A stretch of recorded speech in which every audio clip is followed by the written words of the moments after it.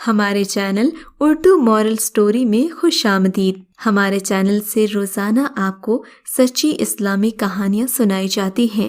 ان کہانیوں میں کوئی نہ کوئی ایسا سبق چھپا ہوتا ہے جو آپ کی زندگی سنوار سکتا ہے۔ آج کا واقعہ بھی ایسا ہی ہے۔ چلیے سنتے ہیں آج کی کہانی۔ ہم ایک گاؤں میں رہا کرتے تھے۔ گھر کچا تھا، 2 کمرے، ایک چھوٹا سا صحن، کمروں کے آگے برآمدہ جس میں ایک طرف کونے میں چولہا بنا تھا۔ سردیوں گرمی میں ہانڈی اسی مٹی کے چولہے پر پکتی اور روٹیاں تنور پر، جو صحن میں بقائن کے درخت کے نیچے نصب تھا۔ یہ چھوٹا سا گھر جس کو میں اپنا گھر کہتی، دراصل ہمارا نہیں تھا، بلکہ مالک نے اپنی زمین پر بنوا کر دیا ہوا تھا۔ میرے ابا اور بھائی ان کی زمین پر کام کرتے، فصل بوتے، اور ماں ان کی بھینسوں کی نان بناتی، چارہ ڈالتی اور مال مویشیوں کی دیکھ بھال کرتی تھی۔ یہی ہماری زندگی تھی۔ میرے دونوں بھائی اور ابا تپتی دھوپ میں گندم کی بالیاں کاٹتے اور ان کی ڈھیریاں بناتے، اور ماں روزانہ رسی بلو کر مکھن نکالتی۔ جب مکھن سے مٹکی بھر جاتی وہ اس کا گھی بناتی اور بوا جی کے حوالے کراتی، مگر گھی کے بھرے کنسترے ہوتے۔ ہم بچے چھاچھ پر گزارا کر لیتے۔ کبھی جو مکھن کے لیے کوئی ضد کرتا تو اماں ہمیں لکڑی سے مارنے کو دوڑتی۔ ہم جانتے تھے کہ اماں ہمیں مکھن نہیں دے گی، لیکن پھر بھی یہ ہمارا روز کا معمول تھا۔ ابا بیچارہ چپ چاپ یہ تماشا دیکھتا رہتا۔ کبھی کبھی اماں سے کہتا کہ بچوں کو مکھن دے دیا کر، لیکن وہ بھی کیا کرتی، اسے بوا کو مکھن دینا پڑتا تھا۔ بہرحال زندگی یوں ہی گزر رہی تھی۔ ہمارا ابا ایماندار سہی، مگر اتنی ساری محنت مشقت کے بدلے میں اپنا تھوڑا سا حق لے لیتا۔ کوئی چوری تو نہ ہوتی، باپ کی شفقت سے دل کو انہی سوچوں سے سکون ملتی۔ تبھی ابا مٹی کی مٹکیوں میں بھری چھاچھ میں ہاتھ ڈال کر تھوڑا سا مکھن نکال کر ہماری روٹیوں پر چھوٹی چھوٹی گولیاں بنا کر رکھ دیتا۔ تبھی اماں کی گھوتی نظروں سے آنکھیں ملائے بغیر کہتا کہ ہاں ہاں میں ہوں، جواب دے۔ ایک بار جب اماں بابا گھی کا کنستر پہنچانے گئے تو بوا جی نے بڑا اصرار کیا، میں اکیلی ہوں، گھر کا کام کاج کرنے والا کوئی نہ ہے، تم اپنی لڑکی کو میرے پاس چھوڑ جاؤ، یہاں رہ کر کچھ سلیقہ بھی سیکھ لے گی اور میری بھی پریشانی دور ہو جائے گی۔ تب بابا نے زمیندارنی کو جواب دیا، بہن جی آپ ہمارے مالک ہو، جو حکم کرو، لڑکی کو کل ہی پہنچا دیں گے۔ اگلے دن وہ مجھ کو زمیندارنی کے پاس چھوڑ کر واپس گاؤں لوٹ گئے۔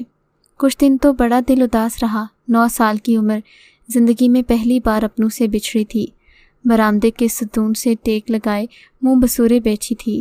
بوا جی نے 4 دن لاڈ پیار کیا، منایا، تسلی دی، تھپکیاں دیں۔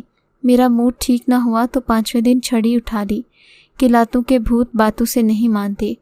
نواب کی بچی، میں نے تجھ کو اپنے سکھ کی خاطر منگوایا ہے، تو نہیں اٹھے گی، لاڈ اٹھوائے گی، اب اٹھتی ہے سیدھی طرح یا اٹھاؤں جوتی؟ مقدر سمجھ کر میں اٹھ کھڑی ہوئی، ہاتھ میں جھاڑو پکڑی اور سارے گھر کی صفائی کر ڈالی، برتن دھوئے، آٹا گوندھا۔ صرف روٹی میں نے نہ پکائی کہ وہ مجھے پکانا نہیں آتی تھی، توے پر ڈالتی تو اکٹھی ہو کر امرود سا بن جاتی، ہاتھ بھی جل جاتا۔ بوا نے کہا ٹھیک ہے، فی الحال تو صرف اپنی روٹی بنا لیا کر۔ یہ بتاتی چلوں کہ ذمہ دارنی جی کو ہم بوا کیوں کہتے تھے؟ دراصل کبھی کبھار امیر اپنی غرض کی خاطر ہم غریبوں سے رشتہ جوڑ لیتے ہیں۔ غریب کا دل خوش ہو جاتا ہے، اسے اپنائیت کا احساس ہوتا ہے۔ ہم بھی مالکن کو بوا جی کہتے تھے، یعنی باپ کی بہن۔ یہاں پھپھی کو بوا جی کہا جاتا تھا۔ جب بوا جی میرے ابا کو شاجی بھائی کہتی وہ خوش ہوتے، بار بار تاکید کرتے کہ بوا جی کا خیال رکھنا، دیکھنا ان کو کوئی تکلیف نہ ہو، اچھا کام کرنا، جو بتائیں وہی کرنا۔ جانے غربت ماں باپ کے دلوں کو اتنا پتھر کا کیوں بنا دیتی ہے کہ وہ اولاد سے زیادہ اپنے مالکوں کے سکھ کا خیال کرنے لگتے ہیں۔ ان دنوں میں اتنی چھوٹی تھی کہ اگنی تک ہاتھ نہیں جاتا تھا، پھر بھی اپنی قامت سے بڑے بڑے کپڑے دھوتی تھی۔ صابن مٹھی سے بڑا ہوتا، ہاتھ میں نہ آتا، بار بار پھسل جاتا، پھر بھی بوا جی کہتی کہ تو اتنی بڑی ہو گئی ہے، ابھی تک کپڑے دھونا نہیں آئے، میرا یہ جوڑا صاف نہیں ہوا، چل دوبارہ سے دھو دے۔ میں پھر سے دھلے ہوئے کپڑوں کو پھیلا کر صابن لے کر بیٹھ جاتی، بھیگے ہوئے کپڑوں پر پانی کے ساتھ آنسو بھی گراتی جاتی، دل ہی دل میں اماں کو کوستی کہ خدا کرے تو مر جائے، تو نے مجھ پر رحم نہ کیا۔ آتے ہی مجھے گڑیوں کا پٹارا بھی نہ اٹھانے دیا کہ گڑیوں میں لگ گئی تو بوا جی کے کام کیا کرے گی۔ یہاں آتے اتنا کام تھا کہ میں 9 سال کی بچی سارا دن کام کرتے کرتے تھکن سے چور ہو جاتی۔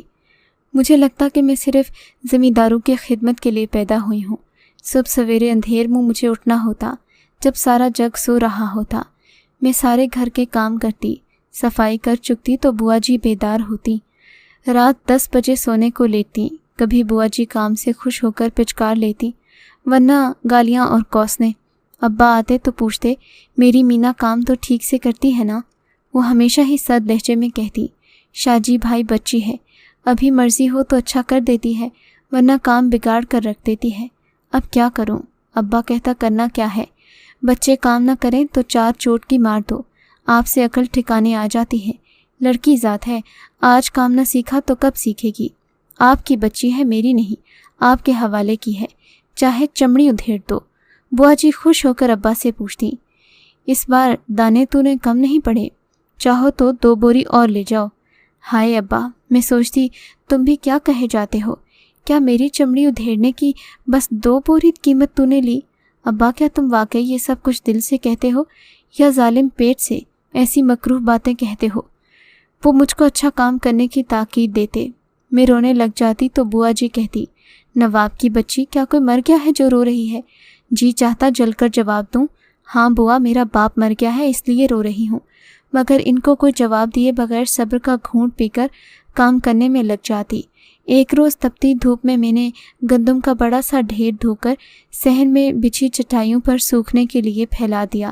میرے مغز میں ایک عجیب طرح کا دھماکہ ہوا، جیسے جون کی اس دوپہر 12 بجے کا سورج سارے کا سارا میری کھوپڑی میں گھس گیا ہو اور سر کے اندر تپتے گولے کے مانند دہک رہا ہو۔ میرا بدن تپنے لگا۔ میں اپنی کوٹری میں جا لیٹی۔ بوا جی نے آواز دی، دیکھ وقت کیا ہو گیا ہے، ابھی تک تو نے آٹا نہیں گوندا۔ میرا بدن درد کر رہا تھا، چپ سادے پڑی تھی۔ بوا جی نے پھر آواز دی، جواب نہ ملا تو غصے میں خود چل کر میرے پاس آ گئی۔ اری سو گئی ہے کیا؟ جواب نہیں دیتی۔ میں نے کہا، بوا جی بخار ہے۔ میں سمجھی کہ وہ ماتھے پر ہاتھ رکھ کر دیکھے گی کہ بخار ہے یا نہیں۔ بخار ہو تو زبان بند نہیں ہو جاتی۔ بوا جی نے کہا، جواب تو دے سکتی تھی، تجھ کو خبر ہے آج نائلہ اور اس کے بچے آ رہے ہیں، بخار کا بہانہ مت بنانا۔ نائلہ کا شوہر بڑا نک چڑھا ہے، داماد کی تو 100 طرح کی خاطریں کرنا پڑتی ہیں، یہ کمبخت نوابنی ابھی تک نہیں آئی، بتا کیا کروں اب تک؟ ایک تو ہے کہ آج ہی تجھ کو کام سے موت آ رہی ہے، آنے دے تیرے باپ کو، اس بات تو تیری چمڑی اسی سے ادھڑواؤں گی۔ میں اٹھ بیٹھی۔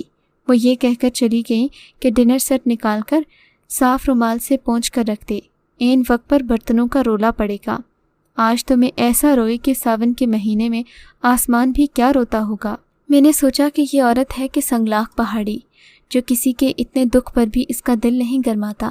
پھر یہاں رہنے کا فائدہ کیا ہے؟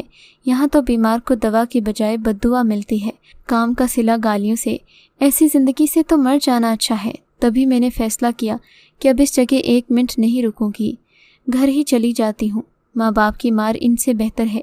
بوا جی کے گھر سے نکلی، سیدھی لاری اڈے کو چل پڑی اور گاؤں جانے والی بس میں سوار ہو گئی۔ شہر سے گاؤں زیادہ دور نہیں تھا، بس چند کوس کا فاصلہ تھا۔ جو سیٹ خالی دیکھی اس پر بیٹھ گئی۔ سوچا تھا جو ہوگی دیکھی جائے گی، کیا خبر کہ بچی جان کر بس والا ٹکٹ ہی نہ مانگے۔ اگر اس نے ٹکٹ مانگ لیا تو اپنی بالیاں دے دوں گی۔ یہ تو بچوں والی سوچ تھی، لیکن اپنے مالک کے نام کو سبھی جانتے تھے۔ اگر بوا جی کے شہر کا نام لیتی تو وہ مجھے کچھ نہ کہتے۔ آگے کسی جگہ بس رکی تو سارے مسافر اتر گئے، ڈرائیور بھی اتر گیا مگر میں نہ اتری۔